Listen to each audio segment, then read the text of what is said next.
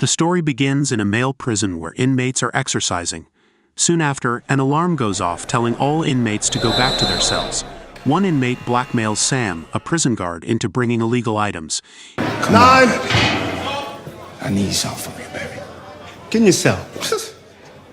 You understand me? He threatens to expose Sam if he doesn't obey. You sent my boy $500 with tar and coke all over that shit. I'm trying to help you, man. What you expect? I'm a criminal, baby. Saying Sam will end up in the same prison and under his control. Feeling scared, Sam fights the inmate but gets badly hurt with a cut on his face. Later, he sees a doctor to check for a head injury and get stitches. When Tim and other guards ask what happened, Sam lies. He says the inmate had been causing problems for a while. He's been giving me a lot of lip for a while. Sam claims he just asked the inmate to go back to his cell, but the inmate refused. Sam pushed him, and then the inmate headbutted him in self-defense.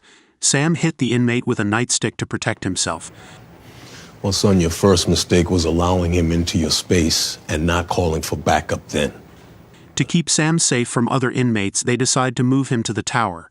A few days later, Sam is on the roof of the prison when he sees something suspicious happening in the yard. He uses a telescope to get a closer look. Suddenly, a fight breaks out among the inmates. Sam quickly pushes the emergency alarm. The guards rush in, armed with tear gas, and position themselves on the roof as the fight goes on. Tear gas is used, hitting several inmates. When the fight doesn't stop, the guards fire warning shots. This makes the inmates lie down on the ground. Then, accidentally, two inmates attack another inmate. The guards, fully geared up, enter the yard and start tying up the inmates one by one. Meanwhile, Sam realizes his mistake while still on the roof. Warden Mills, along with guards Ed Simmons and Tim, discusses what happened. After the issue with Darryl Johnson, we felt it best he be separated from the inmates. Well, he certainly can't go back in the tower. Tim supports Sam, but Warden Mills is angry. He demands to know why Sam was on the tower and decides where to send him next. No, we need to move him out of here. Tim explains that because Sam was attacked and hurt before, they thought it was best to keep him away from the inmates. Ed suggests moving Sam to other departments like receiving or discharge, or to patrol the perimeter. Tim keeps defending Sam, questioning why he needs to be moved. They will kill him if they get a chance, and you know it. Despite objections from Ed and Tim, Warden Mills orders Sam to be sent to the women's prison and calls for a lockdown. To move him to the women's prison. Those girls will be all over him, sir. That could create a whole new set of problems. But if he can't be trusted to not the inmates, then maybe he needs to find a different career. It's the women's prison, or he will be released. We follow Sam after his transfer to the women's prison, where he stands aside to let the female inmates pass. They make enticing moves on him, with some even making suggestive gestures. I need search, Daddy. Inmate Cherry notices Sam as she enters the classroom. Marianne Mollusky catches the overly friendly interaction between Sam and Cherry and demands to know who sent Sam to the women's prison. He explains it was for his own protection after an incident at the male prison. Mariam warns him that the female inmates are no different from the male inmates and will try to use him. During her lesson on human evolution, Cherry uses a mirror to watch Sam, who stands at the back of the classroom. In the break room, the guards discuss the differences between the men's maximum security prison and the women's prison. Sam jokes that today felt like a vacation compared to the men's prison, which he likens to a jungle. Other guards warn him to wait and see what happens after the women are put to bed. They tell him the inmates will cry. They're gonna cry, and they're gonna give you every sob story. Tell fake stories to get his attention, and complain about guards watching them as they change clothes. There's guys in uniform having relationships with inmates. It's not just guys. Assholes come in every gender. Wow. They explain the unique dangers of the women's prison and advise Sam to act like a robot, following all the rules precisely. This prison's dangerous in a different way.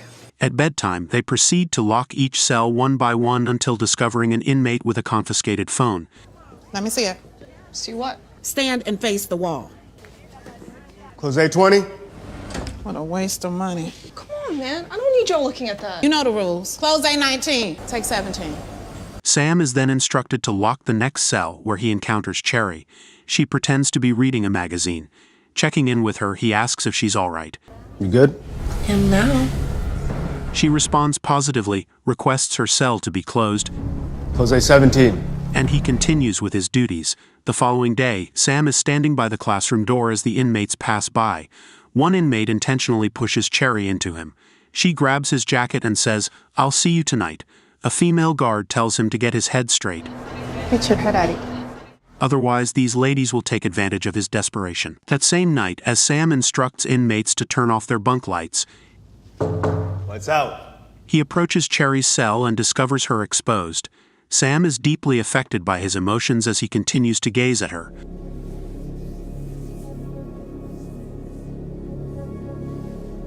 Unbeknownst to them, everything is being recorded on camera. The next day, Sam is in the control room. Cherry starts acting strangely. Yeah, she doesn't look too good. Radio me if she needs to go to the infirmary, and I'll buzz you through. When he comes closer, she pretends to have a pain in her side so she can go to the infirmary. What is it? My side, I don't know. Your stomach? My side, I don't know. Ow! Ask her if she can walk or if she needs a stretcher. You need a stretcher? I can walk, I can walk.